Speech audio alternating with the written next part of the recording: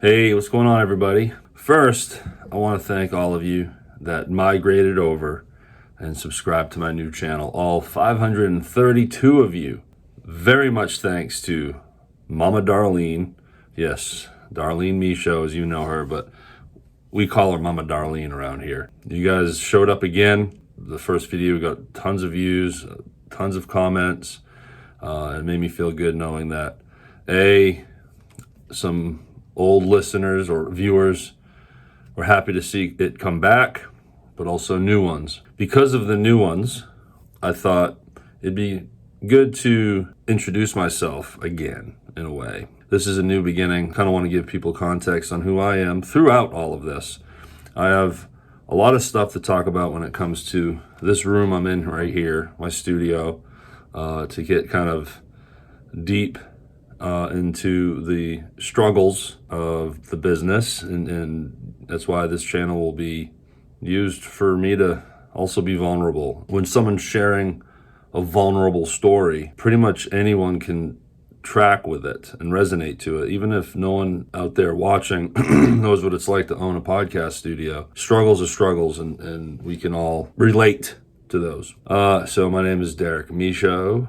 I grew up in Sanford, Maine. I played baseball, basketball. I wrestled in junior high. I was in a bowling league, and I sucked at all of it. I was a brat in school, starting in third grade, I believe, maybe second. But I know for a fact, third grade, I was staying after school in detention damn near every day. Every day. Looking back on it, it was nervous energy, and I didn't know how to be in a group. I could be loud. I was quick to call a teacher out on their bullshit. I think that's the best way to say it. At a young age. And they didn't like that at all. And then you can tie in some class clownish stuff, but it was always directed to the teacher. And I was always getting in trouble and was an okay student, I guess. But that all stopped when I went into high school, because I tried it freshman year. I tried to be a goofball, but now I'm in classrooms that also have juniors and seniors and that are much more mature and don't want to listen to my bullshit. And I wasn't getting laughs. No one cared. And I grew up. Still definitely had my issues with getting in trouble in school, especially later in like my junior, senior year, because this is a story for another day, but that's when yours truly started smoking a lot of weed. But I had a strong freshman and sophomore year and was really good, got great grades, even though I had a bad junior year, and I don't even know what to call my senior year. I still managed to graduate in honors. So now, all these years later, I'm like, man, if you would have focused a little bit, you would have graduated in a much better place. But there you have it. That's my my high school. Took a year off because I didn't want to go to college. After a year, I realized I wanted to go to college. I just saw myself working dead-end jobs and needed to do something. But I didn't go to some massive school. It was a small communications school called New England School of Communications. Glazed over a part of my life where, starting in high school, ironically my senior year, as bad as my year was and as unfocused as I was and getting into all the wrong things, I worked in radio. From September of 95 through mid 2005, I had a relationship with the radio business, and not the whole time. It was back and forth a little bit. So when I thought, well, what am I going to go to school for? I thought, communications, and there was a cool school, New England School of Communications, which was part of Husson, which is more of a business college in Bangor, Maine. So they kind of worked together, but I didn't go into any business programs or anything. I was there for the communication associate's degree. That's all they offered. If you wanted a bachelor's, then you had to do 2 years at Husson for other general education or whatever, however you would tie it all in. But focused on radio, television, sound engineering. I went there for 2 years, lived on the campus. It was so much fun. Of course, I partied a lot, but I did okay. It was easy for me to fall into that with my radio experience, but I kind of focused on the sound engineering part of it. It was fun at the time. I had to do this big project that was a lot of fun where I had to produce 4 different CDs of different kinds of music, and I've gathered musicians of my musician friends of mine on campus, and we did a bunch of different projects, and I was really proud of it, but it wasn't something that I continued thereafter. It just didn't really catch me, but I had a good time. So that's my college life there. Coming out of school, I went back to radio, needed to start over again. There's low-level things in radio, what's called board operating. So you're handling syndicated radio shows coming from New York or DC or wherever, fed to us, and then we feed it to our local sphere, if you will, our reach. I would then play local commercials within the ad breaks. Very simple. Nowadays, it's even more automated. So the way radio is right now is you can have a radio group all in one building, let's say 3 FMs. Each FM has its AM sister channel or station. So you got a total of 6 radio stations in a building, and on an overnight, any night of the week, there could be 1, maybe 2 people in the whole building. All those stations moving along, but you got 1 person, again, maybe 2, there just to monitor everything. The radio business is not a fruitful one, but I still enjoyed it, and it was a foot in the door. I worked my way up the chain. Part of the journey to working some of the upper level stuff was being a mascot. I was the Woolly Bully, which was this big orange, Google-eyed monster with a smile on its face that was used for what's called radio promotions. So when you see a radio station at a car a lot, that's the big one. You get the DJs there live. They're hosting their show live from there, and it's a way to generate traffic to whatever location they're doing a promotion for. And part of that is you want to attract families. So there's Mr. Woolly Bully. I used to do that.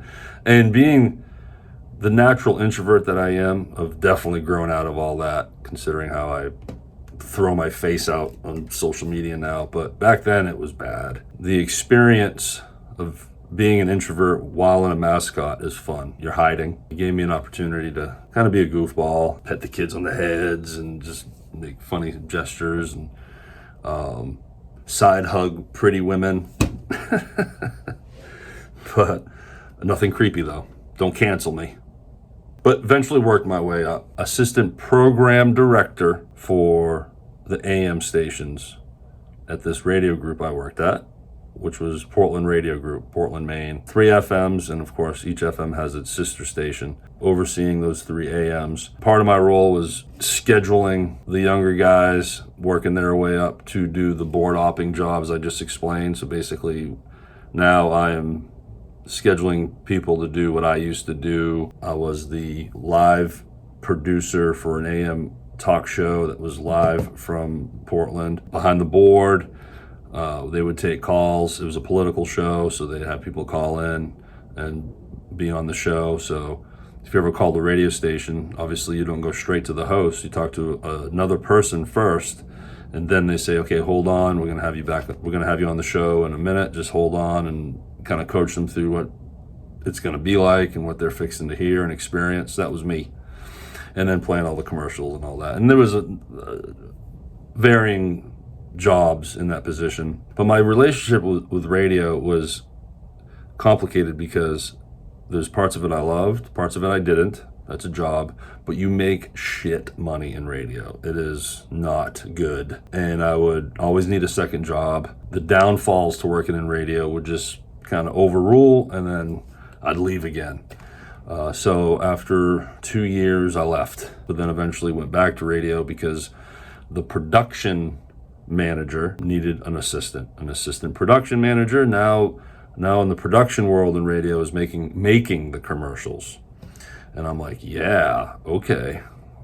I'm really going to enjoy that. Part of the role was overseeing and delegating all the production work, all the commercials that come in, and the lion's share of this is how it worked in 2002. A lot of the commercials were made by the DJs themselves, and it's pretty simple.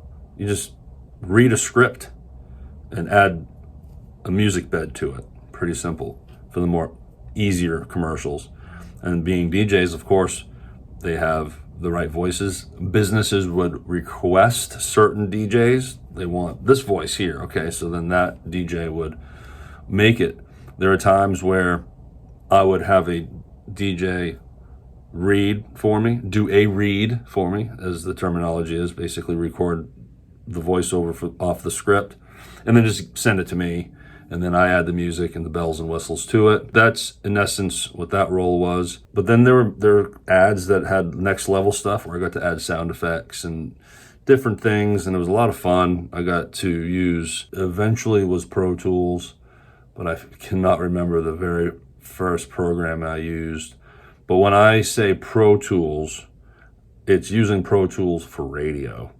So very basic, but that's what we used. So that was a lot of fun. But then that came to a screeching halt when I was let go. There was some issues and downsizing and consolidation of positions, but then I got to own my own crap. And once again, after a couple of years, I just hated it being there. I didn't like the job. The stress, the amount of stress and pressure you get compared to the income doesn't make sense. It's unfair to the human psyche. So I was just grumpy. I just kind of fired myself in a way, as they say. They did it in a shit way. Again, story for another day. There you have it. That leads us into my move to Nashville. Before starting to talk about that, I quickly want to talk about the present and use this platform to kind of process through some of the things I'm going through. That's part of the channel. That's why it's called Life with Derek. Hopefully people can resonate with it, just enjoy listening or watching me, which still is weird to me that people would, but all the cougars are here. And then you got the Phelps. I hope you're watching, Donna. It's good to have you here. I want to do a whole video on how, since my mother moving down here to Hernando with me in Mississippi, how worlds have collided and we have a vast friend group that overlaps. And I've made an incredible amount of friends because of the Rhythm Section podcast. This will all be covered in a deeper way. There's people around here, if they know my mom, they know me. If they know me, they know my mom. And it's interesting, to say the least. But Donna, hopefully Jimmy's watching too. Hey, yo. And good guys. What's going on, y'all? And I'm terrified that you guys are watching this. I can't hide anymore because now I know people in person that will be watching this. So, but hey, you're going to get to know me a little better, other than going to your house and having a massive allergy attack where I can't open my eyes. So that was fun, huh? With that, thanks for watching. Thanks for listening. Hit that subscribe button. These all the stupid YouTube things you're supposed to say. But yeah, if you can subscribe, that'd be awesome. It's common in YouTube where you have a loyal viewership because the content is fed to them through the recommend playlist, which is right at the top of your home screen as you go to YouTube and you follow your channels and everything. You have that recommend playlist at the top, and YouTube will keep giving you the videos you like. So they're right there. They're spoon fed to you. So it's easy to forget that you're not subscribed to that channel. And subscribing to your favorite YouTuber's channel is the best way you can support them. Yes, comment, share an episode on your socials. That's massive too, but subscribers is what makes YouTube want to push your channel. So thanks, guys. I'll talk to you next time.